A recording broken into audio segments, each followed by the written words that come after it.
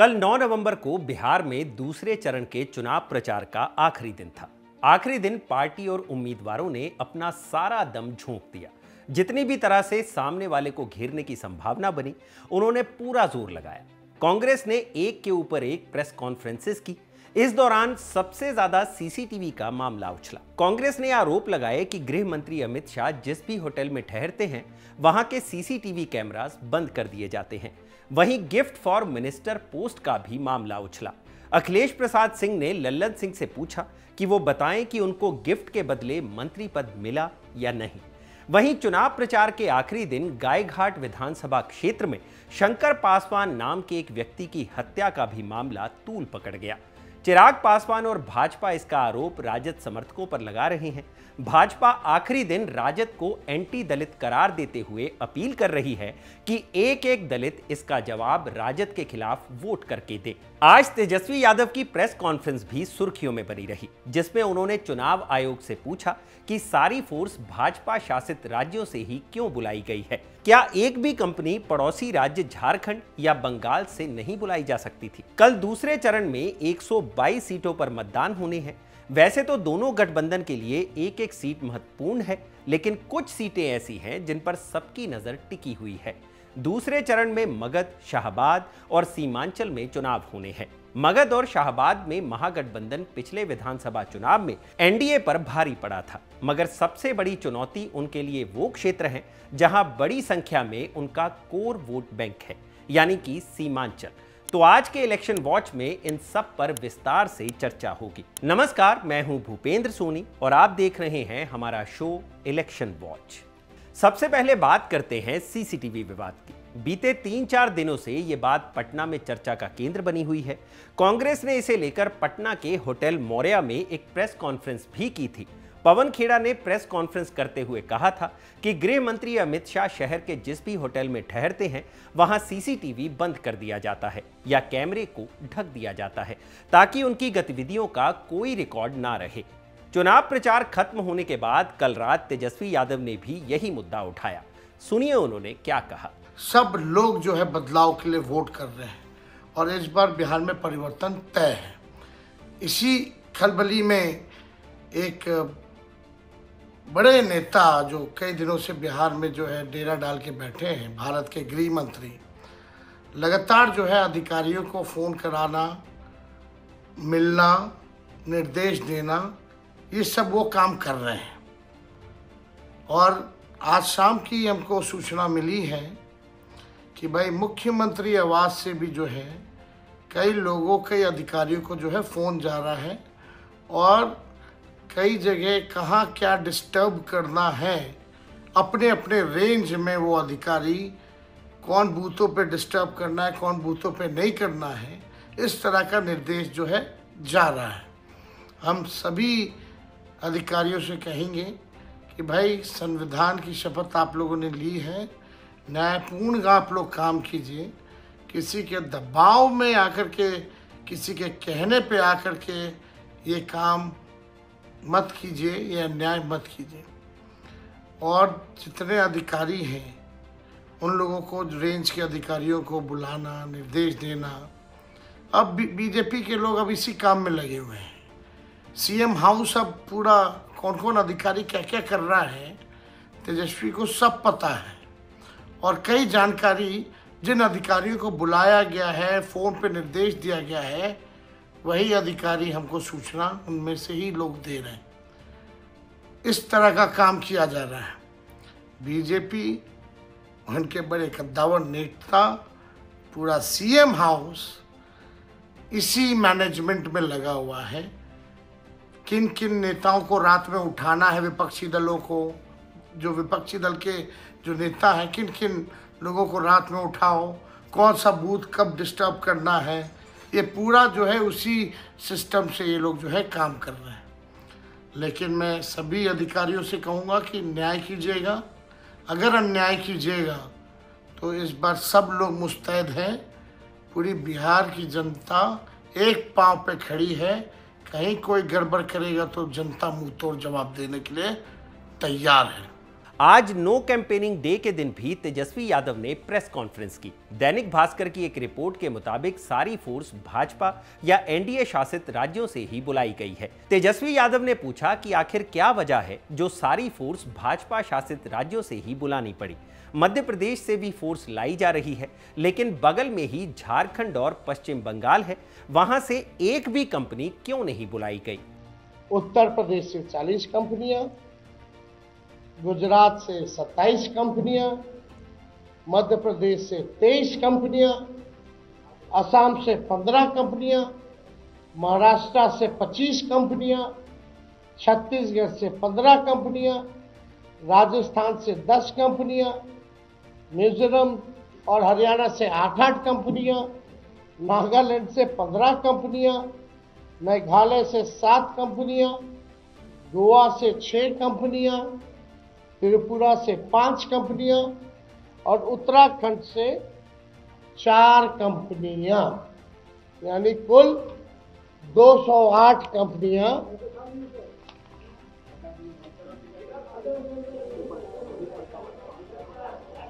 यानी 208 कंपनियां भाजपा शासित राज्यों से उनकी पुलिस आई है।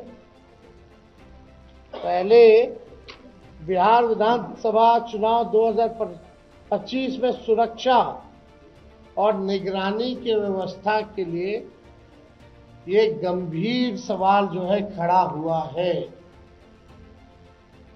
ये गंभीर सवाल खड़ा हुआ है। बंगाल, कर्नाटका, तमिलनाडु से क्यों नहीं मंगाए भाई? झारखंड बगल में है, यूपी का आ रहा है, मध्य प्रदेश का आ रहा है, झारखंड अब बंगाल का क्यों नहीं आ रहा? दोनों बॉर्डर के इलाके में है। तो कल अखिलेश प्रसाद सिंह ने प्रेस कॉन्फ्रेंस करते हुए लल्लन सिंह को फिर से चर्चा में ला दिया। मुद्दा था gift for central minister post. Akhilesh Prasad Singh ने पूछा कि जो लोग लैंड फॉर जॉब की बात करते हैं वो ये बताएं कि क्या मंत्री जी इस गिफ्ट की वजह से तो मंत्री नहीं है। लैंड फॉर जॉब लालू परिवार और उनके एसोसिएट्स पर एक आरोप है, जिसमें उन पर आरोप लगते हैं कि रेलवे में नौकरी देने के एवज में अभ्यर्थियों से जमीन लिखवाई जाती थी। इसी मामले में आज लालू यादव, तेजस्वी यादव और उनके परिवार के सदस्यों पर चार्जेस फ्रेम किए जाने थे, लेकिन दिल्ली की एक कोर्ट ने आज उसे पोस्टपोन कर दिया। दी वायर में आशुतोष कुमार पांडे की एक रिपोर्ट के अनुसार केंद्र में मंत्री पद मिलने से ठीक पहले लल्लन सिंह ने नीतीश कुमार के बेटे निशांत कुमार को एक घर गिफ्ट किया था। इस रिपोर्ट के बाद वो लगातार विपक्ष के निशाने पर है। सुनिए अखिलेश प्रसाद सिंह ने क्या कहा। अभी लोकसभा चुनाव के पहले आप ही के एक सहयोगी पत्रकार मित्र ने प्रकाशित किया कि नीतीश जी के बेटे को एक घर दिया गया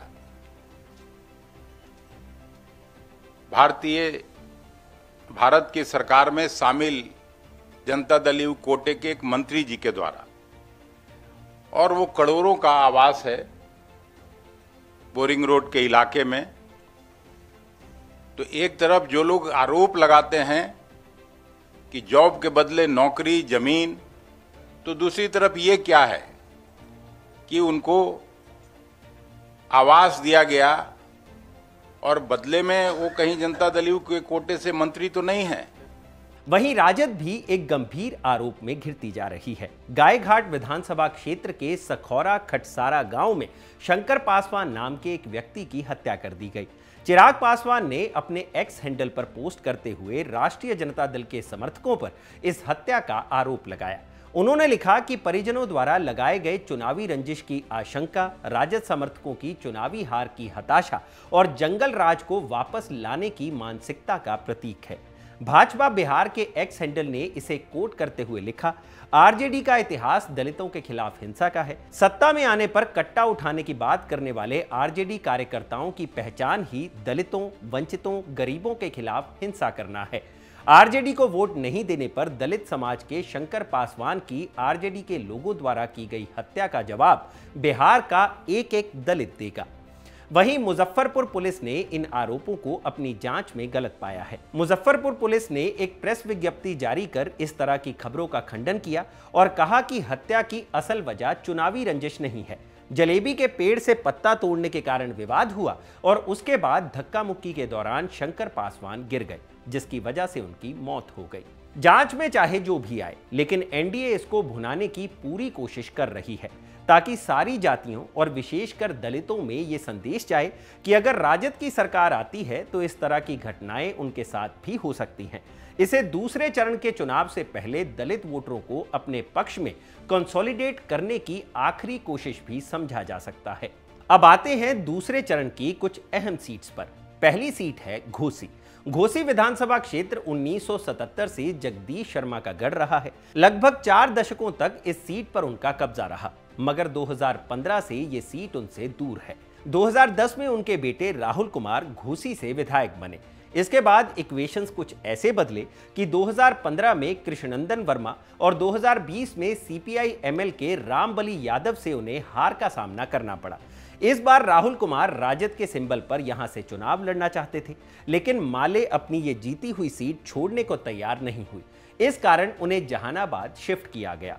इस तरह से लगभग 5 दशक बाद पहली बार ऐसा हो रहा है कि जगदीश शर्मा या उनके परिवार का कोई सदस्य इस सीट से चुनाव नहीं लड़ रहा है। तो इस बार यहां मुकाबला है माले के रामबली यादव और जहानाबाद के पूर्व सांसद अरुण कुमार के बेटे ऋतुराज कुमार के बीच। ये सीट अरुण कुमार और एनडीए दोनों के लिए एक सम्मान का विषय बन चुकी है। अरुण कुमार 2019 और 24 का लोकसभा चुनाव हारने के बाद संसद से दूर हैं। राजनीतिक विरासत को बचाए रखने के लिए ये उनके लिए काफी जरूरी है कि उनके बेटे ऋतुराज इस चुनाव में जीत दर्ज करें। अरुण कुमार ने इसके लिए स्टार प्रचारकों सहित उन सभी लोगों को कैंपेन में बुलाया जिनसे सारे समीकरण सच सकते हैं। जहानाबाद के पूर्व सांसद चंद्रेश्वर चंद्रवंशी सहित जीतन राम मांझी, शिवराज सिंह चौहान, केंद्रीय मंत्री रामनाथ ठाकुर, विजय कुमार चौधरी और खुद नीतीश कुमार उनके चुनाव प्रचार में आ चुके हैं। घोसी विधानसभा क्षेत्र में 2 जातियों का सबसे ज्यादा दबदबा है, भूमिहार और यादव।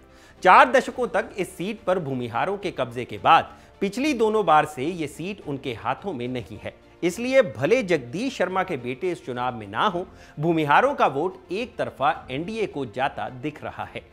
एक दिलचस्प बात यह है कि राहुल कुमार ऋतुराज के विधानसभा क्षेत्र से लड़ रहे हैं, वहीं ऋतुराज राहुल के विधानसभा क्षेत्र से। इसलिए दोनों अलग अलग दलों से लड़ने के कारण भी एक दूसरे पर टिप्पणी करने से परहेज कर रहे हैं, क्योंकि दोनों एक दूसरे पर जहां भी हमलावर हुए, दोनों को इसका नुकसान उठाना पड़ सकता है। तो कास्ट इक्वेशंस के हिसाब से ये मानकर चला जा रहा है कि भूमिहार ऋतुराज की तरफ और यादव रामबली सिंह की तरफ जाएंगे। यहां से बसपा की उम्मीदवार अनुराधा सिन्हा रामबली यादव का खेल बिगाड़ सकती हैं। वो जाति से यादव हैं और पूर्व जिला परिषद अध्यक्ष रही हैं। अनुराधा सिन्हा को उनकी जाति का जितना वोट मिलेगा, वो रामबली यादव को उतना ही नुकसान पहुंचाएगा। मगर इन दोनों से इतर निर्णायक होगी कोयरी, कुर्मी और दलित वोट बैंक। इसी समीकरण को साधने के लिए हर जाति के बड़े नेताओं को चुनाव प्रचार में बुलाया गया। कुल मिलाकर इस सीट पर जबरदस्त टक्कर की उम्मीद है। एक चीज जो ऋतुराज को थोड़ा एज देती है वो ये कि तेजस्वी यादव यहां चुनाव प्रचार करने नहीं आए। इसका कारण यह बताया जाता है कि लाख मनाने के बाद भी माले ने यह सीट राजद के लिए नहीं छोड़ी थी। दूसरी सीट है नवीनगर। यहां से आनंद मोहन के बेटे चेतन आनंद जदयू के टिकट पर चुनाव लड़ रहे हैं। स्थानीय पत्रकारों के मुताबिक शिवहर में चेतन आनंद के खिलाफ भारी एंटी इनकम्बेंसी थी, जिसकी वजह से उन्हें एक राजपूत बहुल सीट नवीनगर से टिकट दिया गया। 2020 में राजद के सिंबल पर विजय कुमार सिंह यहां से चुनाव जीते थे, जो कि राजपूत हैं, लेकिन इस बार उन्हें टिकट नहीं दिया गया। यहां से अमोद कुमार सिंह को टिकट दिया गया है, जो कि जाति से चंद्रवंशी हैं।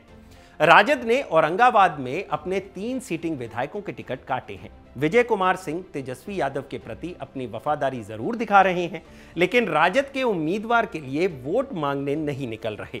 ये नाराजगी कहीं ना कहीं चेतन आनंद को एक एज देती है। चेतन आनंद राष्ट्रीय जनता दल से विधायक रहे हैं, तो जाहिर सी बात है कि पार्टी के भीतर विजय कुमार सिंह के साथ एक करीबियां भी रही होंगी। सूत्र बताते हैं कि विजय कुमार सिंह की चुप्पी में ही चेतन आनंद को एक सपोर्ट है।